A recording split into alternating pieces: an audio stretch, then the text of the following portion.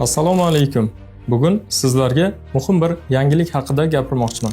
Firibgarlar odamlarni aldab, nomiga onlayn kredit olmoqdalar. Siz ham nomingizga kredit olmasliklari uchun buni diqqat bilan eshiting va yaqinlaringizga yuboring. Endi har bir fuqaro o'z nomiga kredit ajratilishini o'zi taqiqlashi mumkin. Xizmat mutlaqo bepul. Undan foydalanish uchun birinchi navbatda portal.infokredit.uz saytiga kirasiz. Saytga OneID tizimidagi login va parollaringiz bilan ro'yxatdan o'tasiz.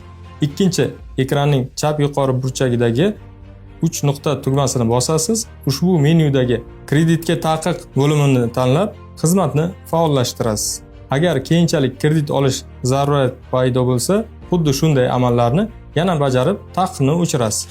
Muhim eslatma: OneID login va parollaringizni hech kimga bermang. Ularni sir saqlang. Aks holda firibgarlar sizning nomingizdan tizimga kirib, taqiqni o'chirib qo'yishi va sizdan yashirincha kredit olishlari ham mumkin. Bu xizmat o'zingizni himoya qilish uchun berilgan imkoniyat.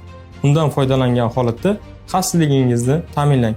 Tavsiyalarimizga amal qiling. Nomingizga kredit olishlarga yo'l qo'yib bermang.